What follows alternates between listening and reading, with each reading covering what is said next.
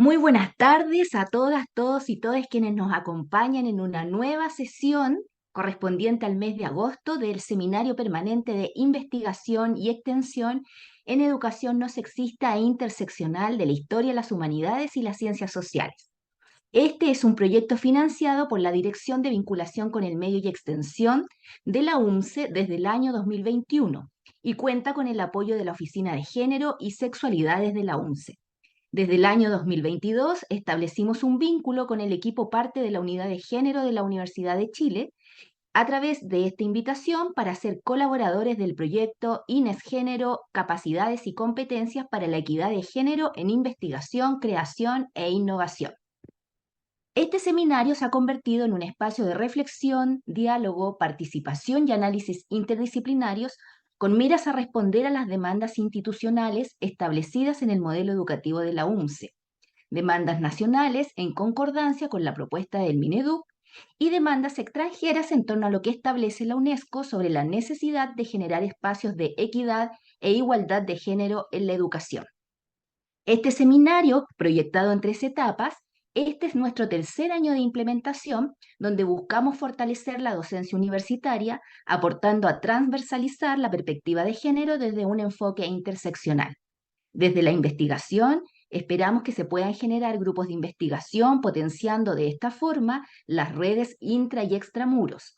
En cuanto a la vinculación con el medio, se trabajará en esta etapa de manera directa con los campus pedagógicos, centros de práctica profesional y otros espacios educativos de la UNCE, buscando que estos espacios coayuden en el diseño y propuesta de estándares de formación inicial docente con enfoque de género interseccional, que esperamos sea el gran aporte de esta tercera etapa, siendo la actividad presencial que realizaremos en el mes de noviembre y a la cual desde ya quedan todos y todes invitados a participar.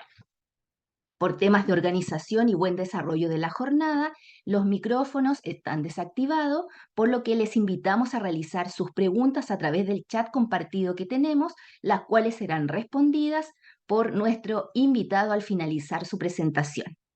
A continuación dejo con ustedes a Isidora, quien nos hablará de nuestras redes sociales y el sorteo de libros que tenemos para la sesión de hoy.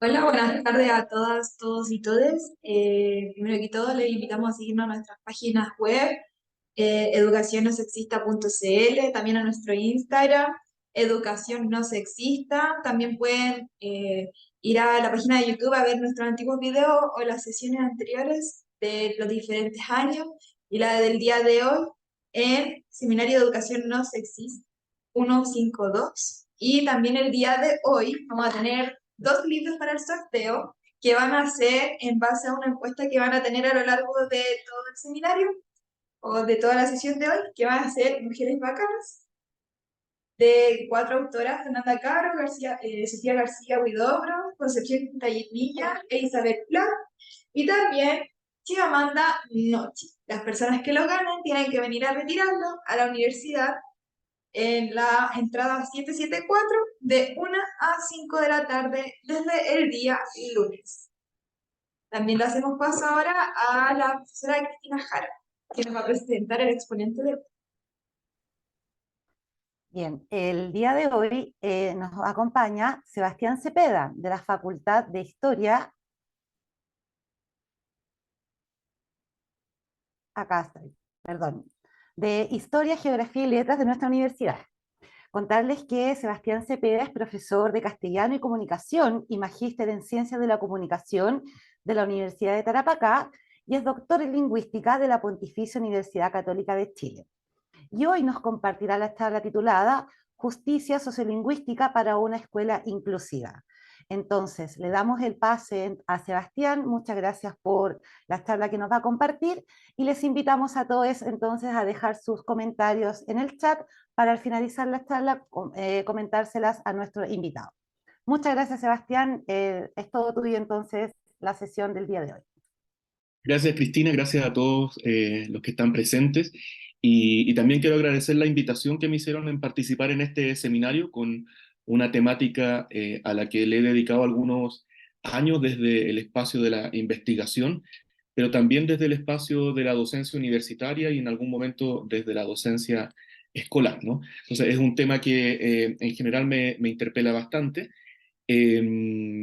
Y bueno, y que me parece también que busca esta mirada más política o sociopolítica respecto de disciplinas a veces tan áridas como puede resultar la lingüística en algunos casos. Entonces, quisiera compartir algunas reflexiones, algunas ideas sobre, sobre este trabajo de justicia sociolingüística, comentar un poco este concepto y de qué manera entonces podemos entender algunos fenómenos del lenguaje en vinculación con esta noción.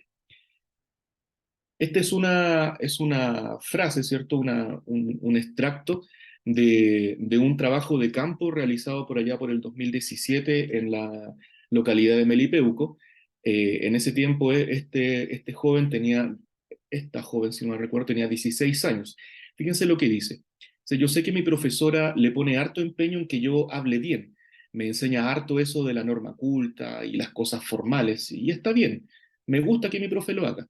Pero yo también sé que aunque intenta hablar bien, según lo que mi profe me dice, igual la gente me va a mirar raro, me va a decir cosas. Es que soy mapuche, po, y eso no puedo cambiarlo. De alguna manera me gustaría que reflexionar o comentar algunas cosas referidas a algunas ideas que pareciera que están o que se dan por supuesto en la enseñanza de la lengua, en la escuela, en el mundo escolar, en el aula. No solo desde la perspectiva de la diversidad étnica, como el caso que vimos recién, o de la diversidad socioeconómica, sino que también de la diversidad sexogenérica que cada vez más nos interpela a educadores y educadoras.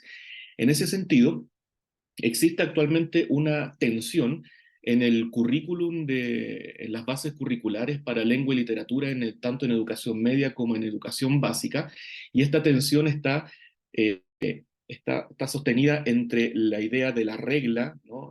Lo que se conoce teóricamente como un enfoque gramatical, y por otro lado el uso, ¿no? El enfoque comunicativo-cultural. A partir del 2009, las bases curriculares transitaron hacia un enfoque basado en el uso. No obstante, discursivamente, tanto profesores y profesoras de castellano, y también lo he podido constatar en profesores de educación básica, insisten en enseñar lengua desde una perspectiva reglamentaria o prescriptivista o normativa. Fíjense lo que dicen las bases curriculares de lengua y literatura. Señalan, este currículum tiene un enfoque cultural y comunicativo. El enfoque cultural asume el rol que cumplen para las y los jóvenes el lenguaje y la literatura en el desarrollo y el ejercicio del pensamiento, maduración y reflexión de distintos temas, y en la estimulación de la imaginación y la invención de realidades. Además, el enfoque cultural busca destacar el carácter de práctica y producto cultural del lenguaje y la literatura, y consecuentemente su papel en el conocimiento y la comprensión de diversas culturas, sistemas de creencias y formas de vida, así como su función en la construcción de distintas identidades personales, sociales y nacionales, entre otras. Esta pluralidad permite entender tanto lo que nos es común como las diferencias que son necesarias para el desarrollo y son propias de una sociedad plural, diversa y en constante cambio. A esto entonces apunta el enfoque cultural. Me interesa mucho esta idea de que se entienda de que el lenguaje o la lengua en particular en este caso, es parte importante o parte activa en la construcción de las diferentes identidades y asumiendo que la identidad no es algo estático ni fijo, sino que está en constante desarrollo, en constante devenir. Y por lo tanto, en ese sentido, el idioma que cada uno de nosotros habla y las características asociadas a ese idioma nos acompañan por toda la vida. En ese sentido, entonces, la escuela se propone desde el enfoque comunicativo-cultural ya no debe ser necesariamente un ente estandarizador, como lo fue en los años 90 y en los años 2000, donde se entendía el espacio escolar como un foco de normativización, de normalización de la lengua, bajo la perspectiva de que los estudiantes tenían que desarrollar cierta forma de hablar que les permita cierto grado de éxito en la vida social. Por ahí esa idea está siendo desplazada o definitivamente ya está desplazada, al menos en el plano del discurso, en el sentido de modificarla hacia un enfoque más orientado hacia lo comunicativo, ¿no? Hacia lo funcional. Tal como dice esta cita, el enfoque comunicativo entonces busca desarrollar competencias comunicativas que son indispensables para una participación activa y responsable en la sociedad. Estas adquieren participando en situaciones reales de lectura, escritura e interacción oral en las que los individuos tengan la necesidad de comprender lo producido por otros o la oportunidad de expresar aquello que consideran importante. Por lo tanto, en ese sentido, me parece a mí, o es lo que yo planteo, que en realidad esta dicotomía entre estructura o entre la regla, digamos, ¿cierto? Y el uso, en realidad no es tan dicotómica, sino que el modelo funcional o los enfoques funcionales hacen dialogar ambas perspectivas o ambas nociones. Por lo tanto, la escuela, de alguna manera, debe hacer dialogar esto. Este camino ha sido bastante lento. En una investigación desarrollada el año pasado junto con otros colegas del Departamento de Castellano, hemos visto que si bien es cierto las bases curriculares han avanzado hacia un modelo funcional, el discurso de profesores y profesoras no necesariamente. La mayoría de los profesores y profesoras de nuestra investigación están orientados hacia la corrección idiomática y no necesariamente hacia la adecuación. Y eso implica entonces que el profesor percibe a sus estudiantes o a la mayoría de sus estudiantes, principalmente aquellos que son de estratos socioeconómicos bajos, los percibe entonces con una suerte de hablar mal y de que el profesor entonces tiene que entrar a corregir aquello que habla mal. Esa visión entonces, si bien está modificada en las bases curriculares, no necesariamente está modificada en el discurso, porque como bien sabemos, los discursos tienen otros tiempos de evolución y de avances. Dicho eso, entonces, quisiera comentar algunas de las creencias y valoraciones más típicas que nosotros escuchamos respecto del lenguaje y poder al menos ponerlas en tensión o poner un punto de crítica. Esta idea, por ejemplo, de que el lenguaje construye realidad, la hemos escuchado bastante en los medios de comunicación, es bastante popular también y incluso en algunos casos nos hace bastante sentido, ¿no? En realidad lo que quiero hacer acá es precisar efectivamente a qué nos referimos cuando la gente o cuando comunicadores y comunicadoras hablan de que el lenguaje construye realidad. Lo cierto es que el lenguaje no construye la realidad desde la perspectiva funcional del lenguaje. Desde esa óptica nosotros entendemos de que la realidad es previa al lenguaje y lo que hacemos con el lenguaje es darle un sentido a la experiencia que cada uno de nosotros tiene respecto de la realidad. Otra cosa distinta es establecer que los discursos que se configuran como prácticas sociales sí configuran ciertos sentidos o lo que podemos decir coloquialmente ciertas realidades, pero eso está en el plano discursivo. Por lo tanto, eliminar o no una palabra, el que la palabra esté o no esté en ciertos diccionarios, o que se use o que no se use, en ningún caso implica que aquella realidad que eventualmente se puede estar denominando deje de existir. Tal como dicen estos dos investigadores, Mac Halliday y Ruqayya Hasan, señalan que el lenguaje no es un reflejo pasivo de la realidad material, tal como eran las teorías estructuralistas que llegaron a América por allá por los años 60, 70 y se mantuvieron muy instaladas en nuestra enseñanza hasta bien entrados los 2000, sino que el lenguaje hay que entenderlo como un participante activo en la constitución de la experiencia de esta. Es decir, cada uno de nosotros maneja un conjunto de recursos, que en este caso se le conoce como recursos sociosemióticos, es decir, una serie de signos, símbolos, palabras, pronunciaciones, entonaciones, etcétera, que están en vinculación con ciertos significados sociales y que nos permiten darle experiencia a esta realidad. Entonces, desde esa perspectiva, no me parece al menos impreciso señalar de que el lenguaje va a construir la realidad, sino más bien que lo que hacemos con el lenguaje es darle un sentido a esta realidad, darle un sentido a esta experiencia que nosotros entramos en contacto con el mundo social y cultural. Podemos también discutir eso en todo caso más adelante. Otra creencia bastante común es que la Real Academia Española dictamina cómo deben hablar las personas. Y ahí efectivamente hay un cierto mito, más allá de los juicios de valor que tengamos respecto de la academia, en tanto entidad colonial, en real además, ¿cierto? Y cuál ha sido su rol histórico en el desarrollo del pensamiento latinoamericano y del pensamiento español, por cierto. Yo me refiero a algo muy concreto.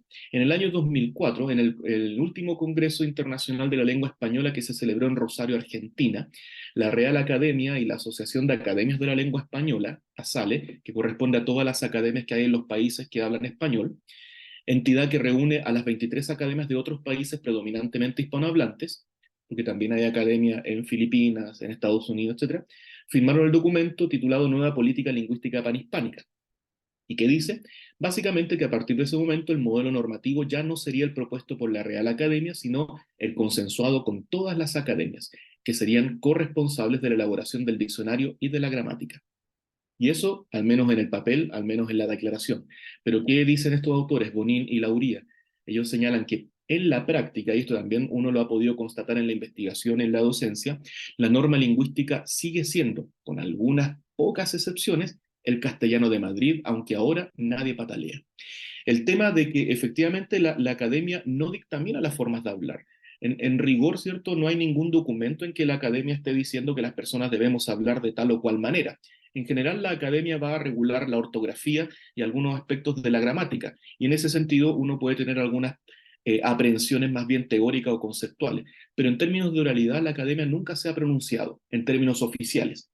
Sin embargo, en el imaginario colectivo, probablemente, como dice Diana Lauría en otro texto, de una suerte de pensamiento colonial que tenemos los americanos y americanas, tenemos esta idea de que la academia está dictaminando constantemente cuáles son las palabras que nosotros debemos decir, cuáles son las que no debemos decir y en qué contexto son que debemos decir estas palabras.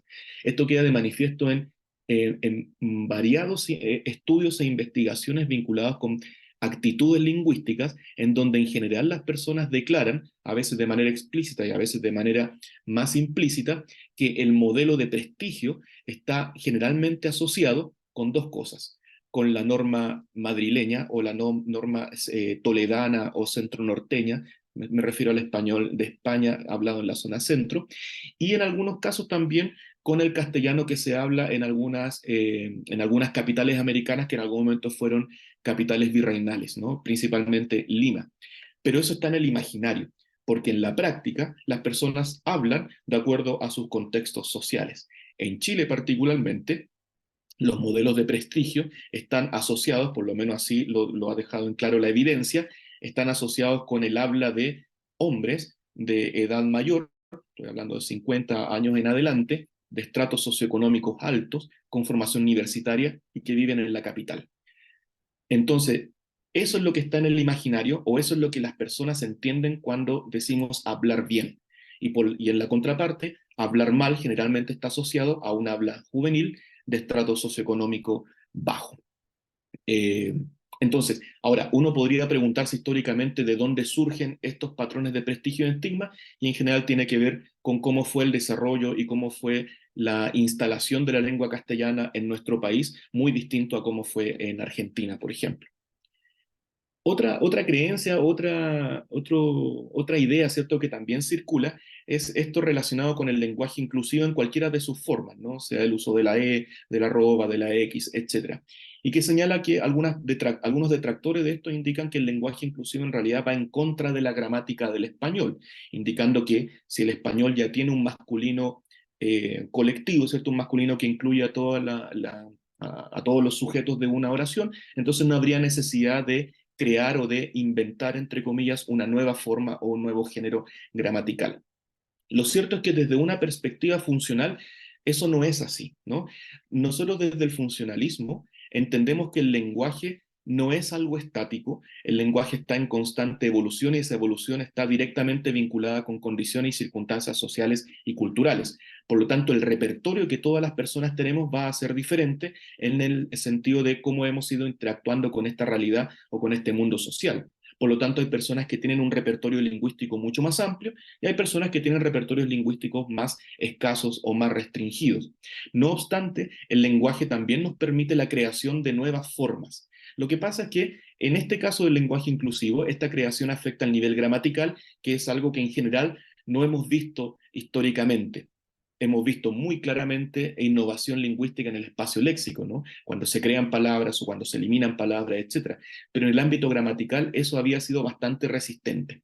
Fíjense en este que es un extracto de un texto que hemos escrito con Valentina Rotá de la Oficina de Género y Natalia Bobadilla, periodista de la Dirección de Vinculación con el Medio, a propósito del texto que ya construimos, relacionado con unas orientaciones para la escritura de un lenguaje libre de sesgo de género. Nosotros indicamos que el lenguaje, además de poseer una serie de componentes y recursos, también presenta la posibilidad de crear nuevos a partir de las necesidades surgidas en espacios sociales, o bien según los momentos históricos que estemos experimentando. Es decir, nosotros adscribimos a esta idea de que, de alguna manera, si bien aparecen nuevas realidades, ¿cierto? O más que aparecen, se visibilizan o se colocan en otro nivel ciertas realidades, dado momentos históricos, epocales, etcétera.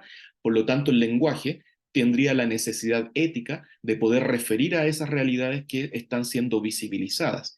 En ese sentido, entonces, el lenguaje es un mecanismo de creación léxica, gramatical, de innovación fonética, etc.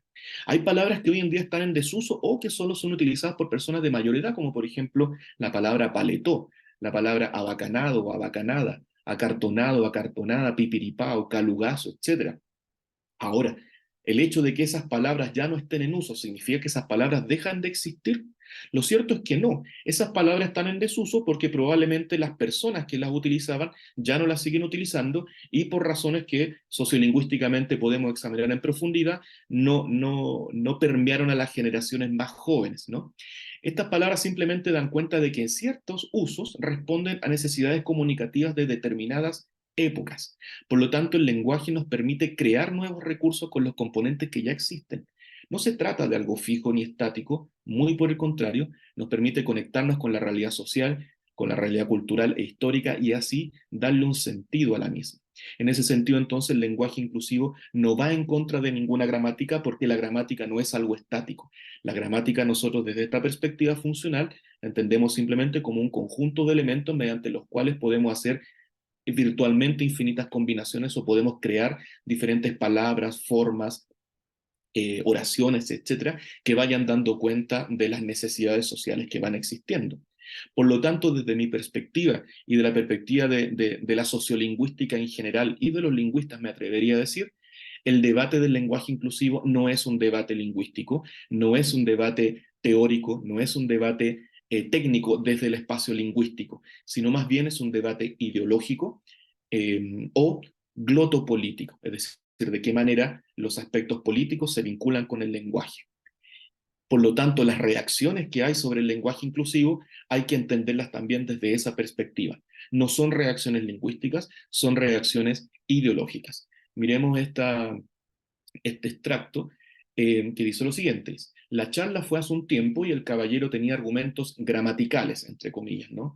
Presidente, decía el señor, es como cantante. Y decía, aunque parece un sustantivo, es otro tipo de palabra, un participo presente, o lo que quedó de los participos presentes del latín.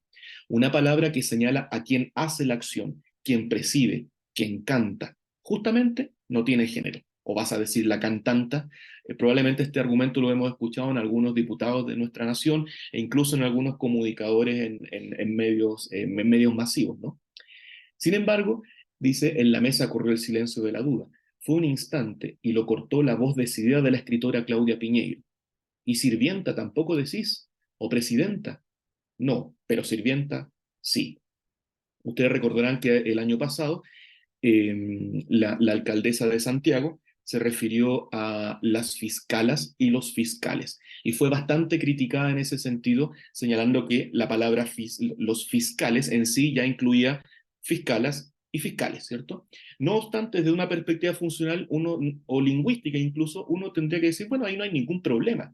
Aparecieron mujeres que ejercen ese rol, por lo tanto el lenguaje lo que hace es reflejar esa realidad, ¿cierto? En ese sentido, insisto, el problema no es lingüístico, porque la lengua tiene los mecanismos para poder crear y construir nuevas palabras, nuevos elementos gramaticales, sino más bien es un problema ideológico o glotopolítico y habría que examinarlo desde esa perspectiva. Todas las reacciones entonces son de este calibre. Fíjense en esta. Desde ya digo que estamos comunicándonos con toda la comunidad educativa, les padres, les docentes, para ver, por ejemplo, las clases de apoyo del curso de ingreso. Si algunos docentes quieren venir incluso en el medio de la toma a dar clases, está la posibilidad porque el reclamo no es contra la institución particularmente, sino para visibilizar un reclamo que estamos teniendo les estudiantes, que es que salga el proyecto de ley.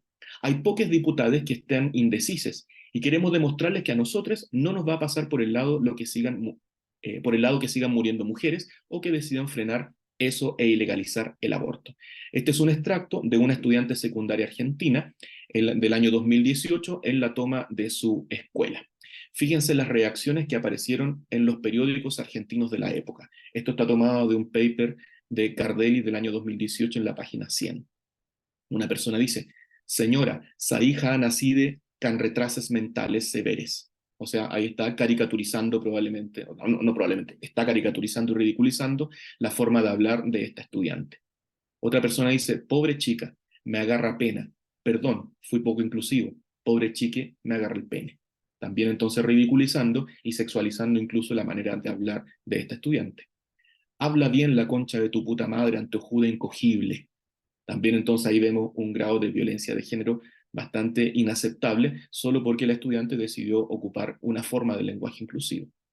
Hacen falta más Barredas para evitar esto. Barreda era un candidato, un dentista, si no me equivoco, en Argentina, que hacía apología sobre la violación y, bueno, y otras atrocidades, ¿no? Deja de arruinar, y este también es muy común, yo lo he escuchado mucho en Chile. Deja de arruinar mi hermoso idioma, retrasada. ¿Por qué no usas la educación para estudiar en lugar de adoctrinarte? Los de la RAE se quieren pegar un tiro. Entonces, no podemos decir que estas reacciones, ¿cierto? Que probablemente aquí hay un extracto de algunas de las reacciones, pero también las podemos ver bastante comúnmente en medios de comunicación, en redes sociales. En ningún caso podríamos decir que estas son reacciones con argumentación lingüística, porque lingüísticamente el problema simplemente va al nivel de la descripción. Describimos qué es lo que está diciendo esta persona, cómo refleja el género gramatical, etc. Insisto nuevamente, el problema aquí es glotopolítico o ideológico y por lo tanto el posicionamiento va desde esa perspectiva. Entonces, ¿cómo entra el concepto de justicia sociolingüística? Hay algunas cosas que también nosotros hemos estado incluyendo con el equipo que les mencioné recién, de la Oficina de Género y de la Dirección de Vinculación con el Medio de Extensión, a propósito de este texto que estamos escribiendo. Nosotros partimos de la base de que el lenguaje se va a constituir como una semiótica social que entrega las herramientas que permiten a los hablantes el intercambio de significados socialmente construidos. Esto quiere decir que el lenguaje es un conjunto de recursos lingüísticos, por supuesto, pero también recursos multimodales. Y esos recursos, en la medida que los sepamos combinar, nos van a permitir intercambiar significados que ya están socialmente construidos, lo que habíamos dicho anteriormente, la realidad. posibilitando de esta manera la construcción de una experiencia compartida entre los integrantes de una comunidad sociocultural. Así, entonces, podemos afirmar que este conjunto de recursos, y esto es lo que me parece interesante y que en Australia ha sido ampliamente investigado, no está distribuido de manera equitativa entre los distintos grupos que componen dicha comunidad. Es decir, no todas las personas manejamos o tenemos el mismo conjunto de recursos sociosemióticos. No todas las personas tenemos la misma cantidad de léxico, no todas las personas manejamos la misma cantidad de combinaciones para crear palabras, etc. Lo que impide de alguna manera que la experiencia que vamos a tener con la realidad también va a ser distinta. Los australianos, en este caso David Rose y Claire Acevedo, señalan que aquellas personas que manejan conjuntos de recursos más amplios tienen una experiencia más compleja de la realidad y tienen la posibilidad entonces de darle un sentido distinto de acuerdo a sus propias experiencias. En cambio, aquellas personas que tienen conjuntos de recursos más limitados, su relación con la realidad también va a ser más restrictiva. Y tal como lo afirman Rose y Acevedo y en otras investigaciones también hechas en Chile y en Latinoamérica, el conjunto de recursos está distribuido en términos socioeconómicos. Pero también ahí habría que agregar otras variables que también hacen que estos recursos no estén distribuidos de manera equitativa. En esto también juegan un rol importante cuáles son los patrones de prestigio, los patrones de estigma que van a entrar en combinación respecto de ciertas palabras, ciertos recursos, etc. Esto genera indefectiblemente espacios de desigualdad en el acceso a las distintas instancias de interacción social y cultural. Por lo tanto, una persona con un conjunto de recursos más limitados se va a ver mucho más restringido al interactuar, por ejemplo, en una situación formal de comunicación como una entrevista de trabajo, por ejemplo. Y eso también va a generar que su experiencia con ese espacio simbólico sea distinta o sea de mucha frustración, por ejemplo. Entonces, cuando hablamos de denominar, por ejemplo, a las diversidades sexogenéricas en el aula escolar, también estamos refiriendo a este conjunto de recursos, ¿no? No se trata de si no lo nombro no existe, si no lo nombro sigue existiendo. Lo que estoy haciendo al no nombrar aquello que me perturba, aquello que no me acomoda ideológicamente, es simplemente invisibilizarlo y eso, desde esa perspectiva, es un acto de violencia. En ese sentido, la escuela como un espacio de interacción social se va a configurar como una instancia de poder en la que se van a cristalizar una serie de prácticas discursivas cuya normalización obedece a patrones de prestigio, estigma o centro y periferia, dependiendo, que habitan en la sociedad y que está organizado en una estructura jerárquica tradicional y cuya validación descansa en convenciones culturales. Cada vez que le decimos a un estudiante que es incorrecta su forma de hablar o que no debe pronunciar la che de una manera específica o que no debe utilizar tal o cual palabra, no solamente le estamos diciendo que esa forma de hablar es incorrecta, sino que de manera implícita nos estamos haciendo parte de un patrón de discriminación que aleja a esa persona, no solamente en tanto persona, sino que al grupo social al cual esa persona adscribe. Por lo tanto, esto se da bastante en educación básica, al menos así lo he podido constatar, cada vez, ¿cierto?, que al estudiante o a los estudiantes se les corrigen ciertas pronunciaciones. En algún momento estuve bastante como interesado en por qué pasa con esta che más prestigiosa y una che más estigmatizada, ¿no? Y tiene que ver directamente con el espacio, con la estimulación lingüística que recibe esa persona, con el espacio social en donde se mueve, etc. Por lo tanto, en ese caso uno tiene que hacerse la pregunta, cuando corrijo, ¿qué es lo que estoy corrigiendo realmente? ¿Una forma de hablar o de manera implícita me estoy haciendo parte de una discriminación de tipo social? Y los profesores y profesoras, creo, tenemos el deber ético de tomar conciencia de aquellos discursos que nosotros generamos en el aula. En ese sentido, el espacio formativo debe tender, de acuerdo a Valentina, a Natalia y a quien habla, a convertirse en un ámbito que permite el acortamiento de la brecha de acceso a la cultura y las prácticas discursivas con la finalidad de construir una sociedad cuya base esté asentada en los principios de la justicia social. El lenguaje en ese caso es fundamental, porque es el vehículo que nos permite la participación de la experiencia social. Se va a transformar en el eje articulador que permitirá alcanzar estos fines. Por eso es relevante, creo yo, la adopción de una mirada sociolingüística crítica que releve esta idea de justicia sociolingüística, que es un concepto surgido en Estados Unidos y que en Latinoamérica ha sido ha tenido bastantes adeptos, principalmente en el espacio indígena. Y que me parece que la noción podría prestarse también para otros ámbitos de acción, ¿no? y que a su vez se convierte en un principio fundamental en la formación de quienes trabajan en el ámbito de la educación. Es por eso que el texto que escribimos junto con Valentín y Natalia tiene como corazón, como eje fundamental, la noción de justicia sociolingüística y a partir de ahí generar instancias de inclusión lingüística o inclusión sociolingüística. Entonces, en definitiva, ¿qué es la justicia sociolingüística?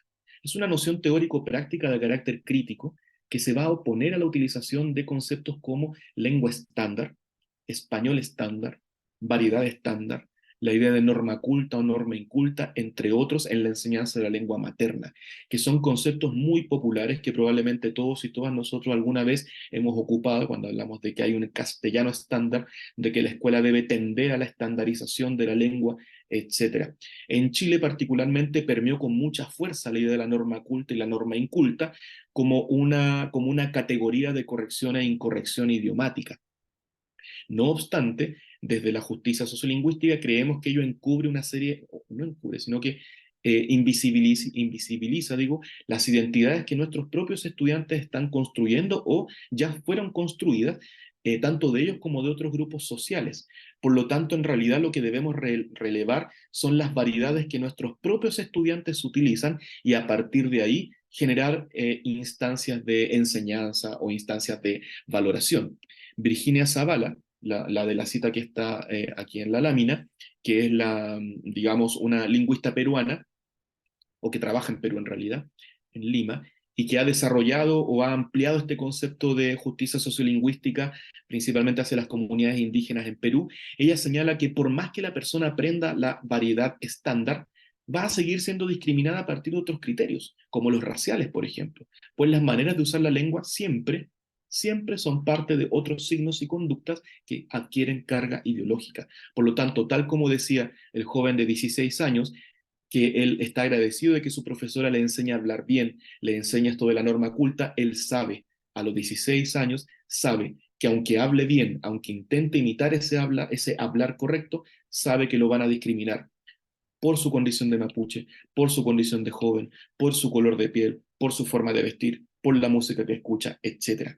Por lo tanto, desde mi perspectiva, son esfuerzos en vano que se hacen al tratar de estandarizar la forma de hablar de nuestros estudiantes. Y esto implica un cambio de paradigma, básicamente, porque también tengo que reconocer que es mucho más fácil, o mucho más simple, mejor dicho, generar una enseñanza del castellano en educación media, en educación básica, a partir de reglas o a partir de un conjunto de prescripciones. Una mirada como la que estoy proponiendo desde la justicia sociolingüística implica incluso replantearse los mismos presupuestos que uno como profesor o profesora puede tener. Y eso sabemos que no necesariamente es tan importante. La misma Virginia Zavala señala que creemos que es importante que como educadores conozcamos los repertorios comunicativos de nuestros estudiantes y cuestionemos nuestros prejuicios hacia ellos. Es decir, ¿por qué estamos discriminando? ¿Por qué estoy corrigiendo a este estudiante? ¿Por qué estoy corrigiendo su forma de hablar? ¿Por qué no acepto que se utilice lenguaje inclusivo, por ejemplo? ¿Por qué no acepto que ellos se autodenominen de cierta manera? Nos deberían interesar, dice Zavala, los registros que estos utilizan para participar en las prácticas sociales fuera de la escuela, las valoraciones que ascriben a estos usos y también las valoraciones que reciben de otros. Si los registros están articulados con actividades, identidades y relaciones sociales, entonces silenciarlos y negarlos siempre atentará contra la subjetividad de los estudiantes. Además, recordemos que los recursos que manejan los estudiantes no muestran lo que estos pueden o no pueden hacer, sino el acceso que han tenido a diversas prácticas sociales y a los registros asociados a ellas. Dentro de esta noción de justicia sociolingüística se pone también muy en tensión la idea de capital cultural, puesto que de alguna manera encubre que hay ciertos capitales culturales o ciertas prácticas culturales que son más prestigiosas que otras. Por lo tanto, la invitación desde la mirada de la justicia sociolingüística es a mirar las prácticas sociales de nuestros estudiantes y a partir de ahí generar instancias pedagógicas o instancias didácticas. El currículum ya lo hizo, solamente falta entonces la práctica docente en aula, el discurso pedagógico. Curricularmente esto ya ha ido avanzando. En ese sentido, entonces, el desafío queda solo para los profesores y profesoras. Para finalizar y poder compartir y conversar un poco, quisiera indicar esta reflexión final. Fíjense en esto. Dice, defendemos el derecho de los estudiantes de utilizar sus propias variedades del lenguaje, los dialectos de su crianza y cualquier otro dialecto que esté ligado a su identidad, Hace mucho tiempo ya que los estudiosos del lenguaje demostraron que carece de toda validez el mito del dialecto estándar. La aseveración de que un dialecto determinado sería inaceptable no es más que el intento de un grupo social de dominar a otro. Las aseveraciones de esta índole solo generan consejos erróneos para los hablantes y consejos inmorales para los seres humanos. Una nación que se enorgullezca de su diversidad cultural y racial debe conservar su herencia dialectal. Creemos profundamente que los profesores deben contar con la formación y la experiencia necesarias para permitir que respeten la diversidad y defiendan el derecho de los estudiantes de utilizar su propia lengua. Este manifiesto fue escrito en el año 1974 por el Consejo Nacional de Profesores de Lenguaje de Estados Unidos. O sea, este es un tema que probablemente para muchos de nosotros puede parecer novedoso. En el currículum escolar nacional se instaló a partir del 2019, pero esta discusión ya viene desde hace muchos años. En el caso particular de este manifiesto, de esta declaración, tenía que ver con las formas de hablar de la población afrodescendiente, pero las variables sociales van cambiando también según las épocas. Entonces ahora nos toca esto mismo, ¿cierto? Pero desde la perspectiva sexogenérica. Entonces, nuevamente, para finalizar, una mirada de la justicia, desde la justicia sociolingüística implica un repensar nuestras prácticas pedagógicas en la escuela y un repensar también desde dónde nosotros estamos enseñando castellano o lenguaje en general, ¿cierto? Y cómo a partir de aquello vamos reproduciendo también prejuicios sociales, discriminaciones sociales, a veces sin quererlo, pero eso no significa que no nos hagamos parte de esas mismas instancias discriminadoras. Muchas gracias por la atención. Muchas gracias, Sebastián, por esta tremenda presentación. De verdad, es realmente completísima cómo ha hecho todo este recorrido de lo que es lenguaje como construcción de las identidades, sobre esta dicotomía, ¿cierto?, que existe entre la regla y el uso, y que pueden ser dialogantes, que no necesariamente tenga que seguir un estándar. Y cómo esta diferencia entre la corrección y la adecuación permite una nueva relación que podemos tomar nosotras y nosotros, en tanto docentes, con nuestros estudiantes.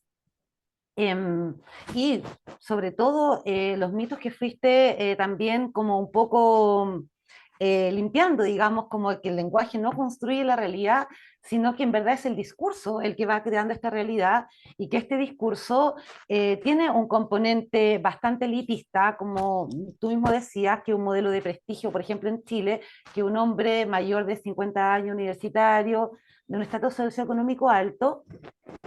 Y efectivamente, dentro de toda esta complejidad, hay muchas preguntas. Yo primero, antes de comenzar yo con mis preguntas, evidentemente, quería invitar a todas las personas que están presentes que dejen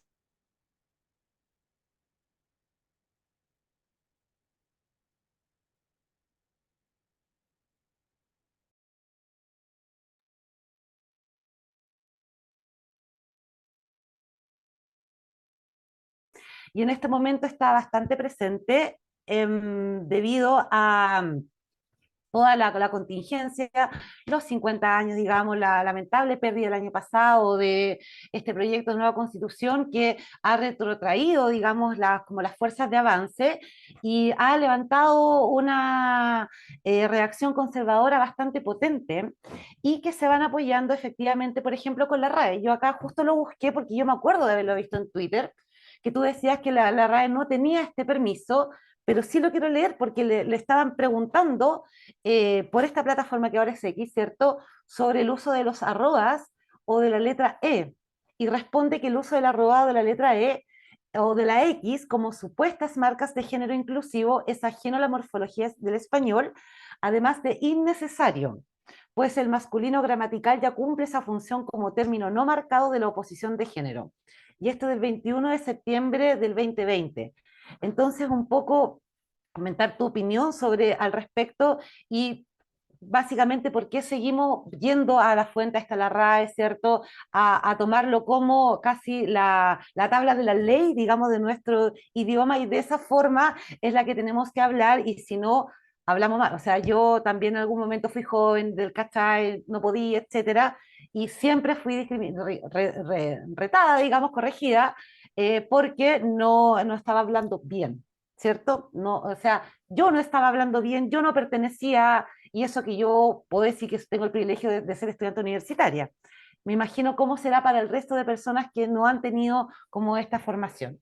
Entonces, comenzar un poquito con tus reflexiones respecto a eso, mientras esperamos que las personas asistentes si quieren comentar más sobre el tema.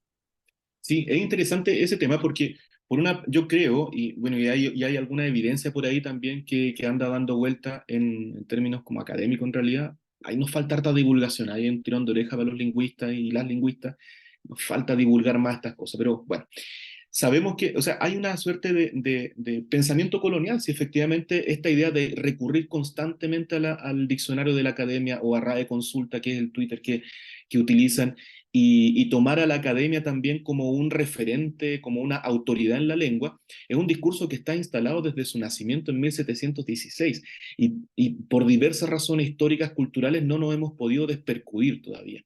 Sin embargo, lo que en ese caso, en ese que acabas de leer, lo que hace la RAE es simplemente describir lo que es lo que el estado actual de cosas.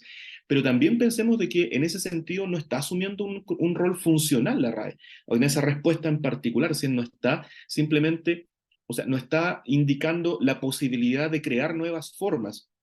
Probablemente haya, o sea, no probablemente, debe haber algún resquicio ideológico. Pensemos que las dos lenguas que tienen academias, que es el francés y es el castellano, la Academia Española y la Academia Francesa, Francia experimenta también, ha experimentado históricamente una serie de discriminaciones lingüísticas con las hablas rurales o patois, o patois, perdón, es bastante brutal. Donde la norma parisina es la norma culta, la norma de prestigio, y el resto de hablas están en un espacio de periferia y de desprestigio absoluto.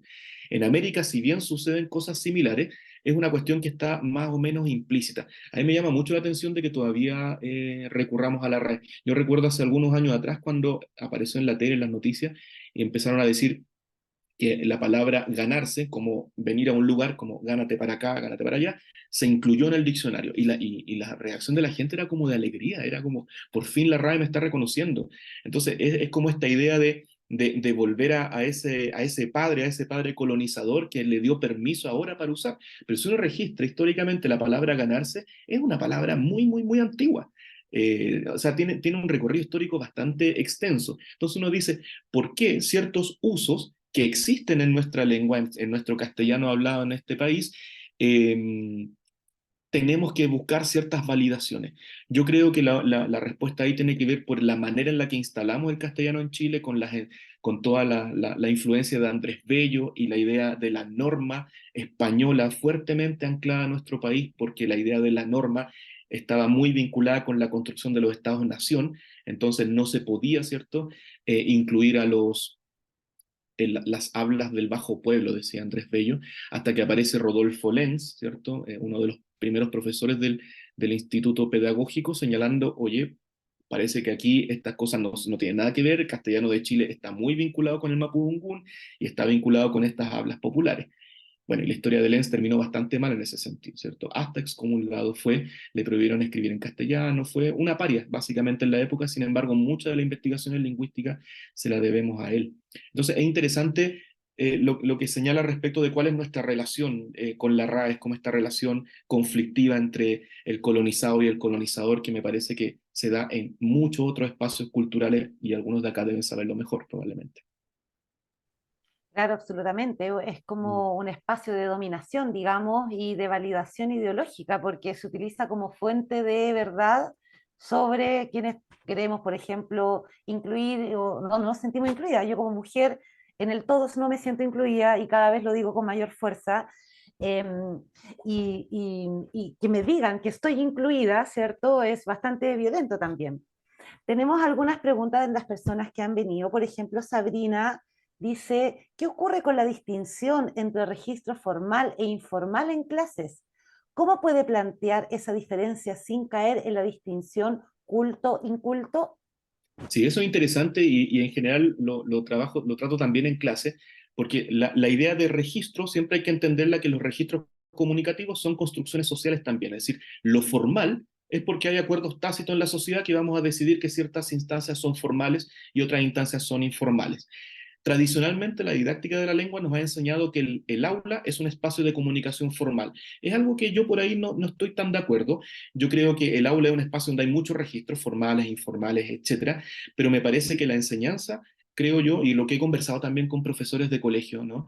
Debería ir más bien a una diversidad de los registros que ocurren en el aula, donde el profesor necesariamente se quite de esa carga de ser el modelo de buen hablar o el modelo de buen escribir, sino que es un hablante más y que va a dirigir a su estudiante hacia ciertas formas. Pero creo que la clave en este caso, para responderle a Sabrina, va más bien hacia la ampliación de registros comunicativos.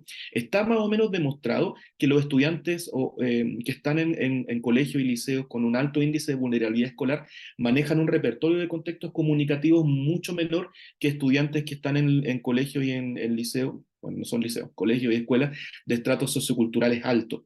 Eso, el hecho de que manejen más registros comunicativos frente a los que manejan menos, hace que también su experiencia con el mundo social también sea distinta. Entonces me parece que toda la didáctica de la lengua, en este caso particular, apunta primero a sacarse de la idea de lo culto y lo inculto, porque eso sí bueno, además que está tan obsoleto hablar de culto e inculto, teóricamente no se sostiene por ningún lado, sino más bien hablar de adecuación y que la adecuación está dirigida a los recursos, a los registros, digo. Entonces, mostrar registros comunicativos y que el estudiante va, de alguna manera, ocupando las propias herramientas, ampliando las herramientas para adecuarse a esos registros. Eso no es fácil también, implica hartos desafíos didácticos en ese sentido.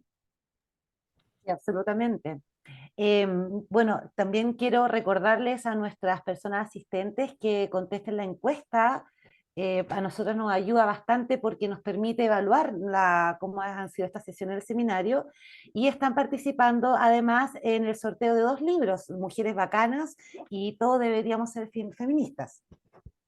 Paula Villarroel pregunta, primero, muy buena presentación, ¿y cuáles serían, a su juicio, los primeros pasos para dar de la corrección a la adecuación en la práctica docente en el aula? Sí, aquí yo puedo hablar de mi experiencia como profesor, como ex profesor de colegio y mi experiencia como profesor universitario. En el espacio del colegio, en los últimos años que trabajé, porque yo también me formé en la idea de la norma culta, entonces tampoco voy a hacerme ahí el loco con eso. Pero en los últimos años de docencia escolar me parecía que era mucho más adecuado y veía que era más efectivo también ir desde el género discursivo hasta el recurso lingüístico, en palabras más simples. Es decir, desde la práctica social mostrar la práctica social y, en la práctica, y a través de esas prácticas sociales ir al registro. Por ejemplo, si yo le quiero enseñar a mi estudiante a escribir una reseña de cualquier cosa, de una película, de un diario, de una música, lo que sea. Primero le muestro qué es ese género, para qué sirve ese género, por qué la gente escribe reseñas. Una vez de que nos metemos en el género discursivo en este caso, a partir de ahí vamos viendo cuáles son los recursos lingüísticos más adecuados para construir esa reseña. Es ir de lo general a lo particular. Tradicionalmente lo que se hacía es ir de la regla hacia el género. Entonces teníamos casos bien absurdos, y probablemente todos los que recordaremos nuestros años de colegio, cuando nos enseñaban a escribir un texto argumentativo y nos decían el texto argumentativo tiene tesis, base, garantía y respaldo, y era como una plantilla que nosotros teníamos que llenar. Pero luego en la realidad, siempre me he preguntado, ¿qué texto argumentativo tiene esa estructura? Ninguno. Ninguno, son estructuras ficticias. Entonces al final el estudiante queda como con esta sensación de, ¿cómo? ¿Por qué? Me enseñaron algo en el colegio, pero luego no lo puedo aplicar porque en realidad no existe. Entonces mi recomendación en este caso, o lo que yo pude poner en práctica, es ir desde el género de la práctica social hacia el recurso, que el recurso es algo que nos sirve simplemente. Y en el espacio universitario, que me ha tocado desarrollar actividades en alfabetización académica en diferentes instancias, me parece que ahí aprender a escribir académicamente en estudiantes de pregrado implica o tiene que implicar siempre sumergirlos en un mundo, en una comunidad discursiva. Entonces no basta simplemente con que yo al estudiante le esté corrigiendo a cada rato la norma APA, la norma tanto, que esto, que lo otro, sino que de qué manera eso tiene sentido en esa comunidad discursiva. En la UNCE, que he tenido la oportunidad de hacer ese curso ya en algunos semestres, me ha resultado bastante bien cuando trabajamos desde entender el paper, por ejemplo, entender el informe bibliográfico como una práctica social que está orientada a cierto propósito, y después, al final, ver cuáles son estos recursos. Por supuesto, hay géneros discursivos que son mucho más rígidos, como los géneros académicos, y hay otros que son un poco más flexibles, como otro tipo de género. Pero me parece que siempre en todos esos casos es importante partir desde la práctica social, porque el lenguaje es práctica social. El lenguaje no es, sea cual sea la visión que tengamos, ¿no? El lenguaje no es algo estático, es una práctica, nos permite interactuar con todas las personas. Y en ese sentido, entonces, la materialización que va ocurriendo, creo yo, siempre es bueno enfocarla desde esa perspectiva más sociocultural. Súper. Yo también tenía otra pregunta, voy a aprovechar, sobre tu visión de cómo se da esta justicia sociolingüística desde las mismas escuelas de pedagogía. Pensemos que estamos trabajando acá, somos profesoras, profesores, pero también trabajamos con el profesorado en formación. Y a pesar de que en el currículum, como tú decías, no está esta distinción, en la práctica sí lo está, sí se sigue reproduciendo dentro de las escuelas. Entonces me imagino que hay un problema ya desde la escuela o la formación docente y cómo se debería abordar, deberíamos avanzar todas, todos, todes hacia una justicia sociolingüística. Yo creo que ese es un tema súper central, eh, y que está difícil. El concepto de justicia sociolingüística surge por allá por el 2013, el 2014, entonces no es un concepto tampoco que tenga tanto desarrollo. Y como sabemos en ciencias sociales, estas cosas a veces van a paso muy lento, porque tiene que ver con ideologías, tiene que ver con presupuestos, etcétera. Creo que en el espacio escolar, en la formación de profesores y profesoras, cuesta mucho más. En la investigación que estamos desarrollando con otros colegas sobre ideologías lingüísticas que tienen profesores en ejercicio, hemos constatado, por ejemplo, dos cosas que me llamaron profundamente la atención. Primero, las ideologías conservadoras respecto del lenguaje son iguales en profesores recién egresados y profesores que tienen más de 12 años. En los profesores recién egresados hay algunos cambios, pero muy, muy, muy lento. Entrevistamos a una profesora que tenía 1 año de egresada y era muy correctiva en su enseñanza del lenguaje, en todo sentido. En el hablar bien, el hablar mal, el lenguaje inclusivo, era muy reticente a eso. Lo comprobamos con otros profesores también jóvenes. Nosotros prejuiciosamente o sospechábamos que era más común en profesores que tenían más experiencia y nos hemos dado cuenta que no. Y eso nos llamó la atención, es un resultado que todavía no hemos podido interpretar tan bien, porque probablemente nosotros dijimos, bueno, tendrá que ver con su formación universitaria, y empezamos a ver los currículum de pedagogías en castellano y pedagogía en básica de varias universidades, y si bien en los cursos se declaran enfoques funcionales, habría que ver entonces qué es lo que se hace en la cátedra propiamente tal. Y eso ya es otro tipo de análisis. Y lo otro que nos llamó bastante la atención es que en general los profesores y profesoras que trabajaban con estudiantes vulnerables o con estudiantes en situación de vulnerabilidad socioeconómica eran mucho más sancionadores en el uso del lenguaje que aquellos profesores que trabajaban con estudiantes favorecidos económicamente. Entonces ahí lo que nosotros pensábamos o veíamos ese resultado, decíamos, es que parece que esto no tiene que ver con ser profesor o no, esto tiene que ver con el prejuicio que uno como hablante genera sobre su estudiante. Porque yo pensaba, ¿por qué es entonces, o sea, por qué no se corrige al estudiante de clase alta? ¿Y por qué sí se corrige al estudiante de clase baja? Nosotros veíamos el 2015, si no mal recuerdo, hacíamos un panorama de las escuelas de lenguaje que hay en Santiago y nos dábamos cuenta que en comunas como Vitacura hay 0 escuelas de lenguaje. Sin embargo, en La Pintana hay cerca de 25 o 26 en esa fecha. Entonces uno dice, ¿por qué? Vimos que había una correlación entre cantidad de escuelas de lenguaje y población vulnerable socioeconómicamente. Entonces esto ya va, creemos nosotros, digo nosotros, el equipo de investigación con el que trabajamos, ya va más allá simplemente de decir hablar bien o hablar mal. Esto está permeando incluso el espacio clínico, el espacio de sobrediagnosticación que hay, o sobrediagnóstico que hay, perdón, respecto de ciertas formas de hablar. Es porque a la persona de clase baja se clinicaliza su forma de hablar, se le manda al fonoaudiólogo, se le corrige, se le diagnostica con dislalias, disartrias, lenguas atrofiadas, hipotonías lingüísticas. O sea, está lleno de diagnóstico para esas personas. Sin embargo, en la clase alta no pasa nada. Entonces uno dice, ¿será que allá no hay trastornos del lenguaje? Y probablemente no. Probablemente lo que nosotros pensamos es que lo que vimos también es que las pruebas para evaluar lenguaje en niñas que están en el jardín y que luego pasan a educación básica son pruebas que en general fueron testeadas o fueron piloteadas en población española. Entonces estamos, población niños, varones españoles de clase alta, estamos aplicando modelos de corrección de allá. Obviamente todos vamos a salir con algún trastorno del lenguaje. Entonces, a mí eso siempre me preocupa un poco más, porque el discurso de los profesores sabemos que es algo que avanza bastante lento, que tiene que ver con instalación ideológicas, etcétera. Pero el discurso fonoaudiológico me preocupa mucho más porque eso tiene un efecto material más inmediato. Y casos como eso, bueno, hay bastante sobre clinicalización, lo que con otros colegas llamamos la clinicalización de la diferencia. En el fondo, todo aquello que me parece distinto, le coloco una etiqueta clínica, ¿no? Que sabemos que también es un asunto que aparece hoy en día con las neurodivergencias. Entonces, súper complejo en ese sentido el tema. Impresionante. Podríamos seguir latamente conversando sobre estos temas porque es muy, muy interesante, sobre todo lo de las escuelas de lenguaje. Pero ya estamos en la hora. Te queremos agradecer de verdad esta tremenda presentación. Dejamos invitar a nuestras personas también, para personas asistentes, para que respondan la encuesta. Y no sé cómo estamos al equipo para poder hacer el sorteo de los libros. ¿Estamos bien? Y mientras volvemos a agradecer a Sebastián Cepeda por esta tremenda presentación, que va a quedar, luego la vamos a subir a nuestros canales de difusión para que más personas puedan disfrutar de ella y llegar a este conocimiento. De verdad, muchas gracias, Sebastián. Y entonces quedamos con Isidora, con Jorge, que va a hacer el sorteo con Jorge. Vamos. Ya. El profesor Jorge Jo va a hacer el sorteo y vamos a sortear primero el de Chimamanda Noche. Vamos a sortear Mujeres Bacanas. ¿Cuántas respuestas hay, profe?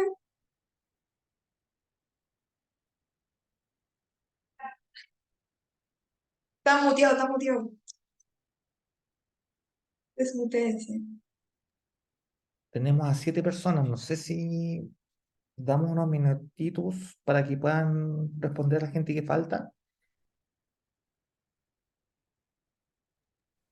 Súper, vamos entonces unos minutos más para las personas que aún no han respondido la encuesta y mientras le podemos aprovechar de preguntar a Sebastián si nos puede dar alguna bibliografía o dónde podemos buscar más información sobre estos temas para seguir leyendo, porque de verdad el último concepto de la clinicalización de la diferencia es realmente potentísimo, o sea, como que explica un montón de situaciones importantes, digamos. Sí, sí, ¿no? Que ese concepto es brutal además, ¿no? Ujú. Eh, sí, yo creo que voy a dejar mi correo en el chat, en caso de que me quieran escribir y les puedo mandar información, bibliografía o otras cosas, eh, donde pueden como ampliar estos conceptos. Entonces, ahí dejé mi correo, escríbame con confianza nomás a todos los que están acá y yo les puedo compartir información, no hay ningún problema. Así que sí, perfecto. Muchas gracias. Y aprovechamos de recordar también que nuestra próxima sesión va a ser el 28 de septiembre. eh, la va a dar Tomás Barrera desde la Fundación Víctor Jara y el tema es Derechos Humanos y Diversidades en el contexto del golpe militar. Entendiendo que estamos en esta fecha tan potente, 50 años desde el brutal y sangriento golpe civil-militar, y por lo tanto vamos a hacer esta presentación. Ahí está ya entonces para el sorteo.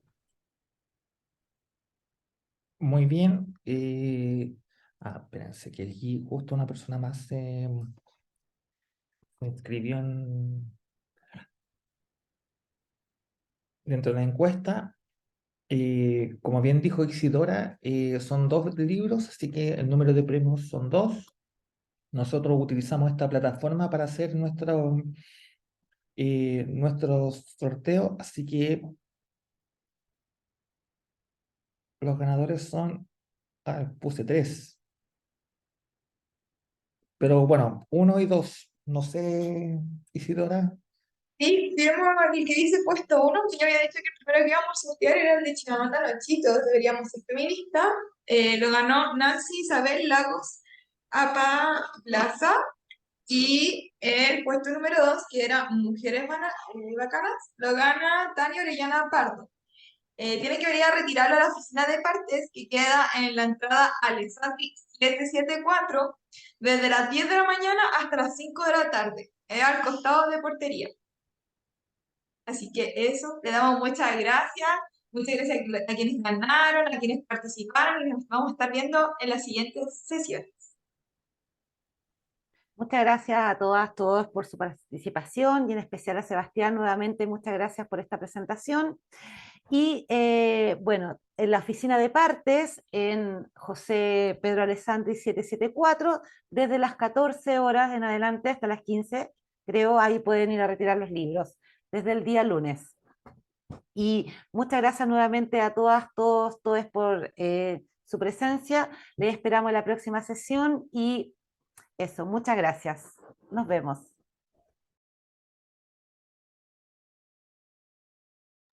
Muchas gracias, adiós. Chao, gracias.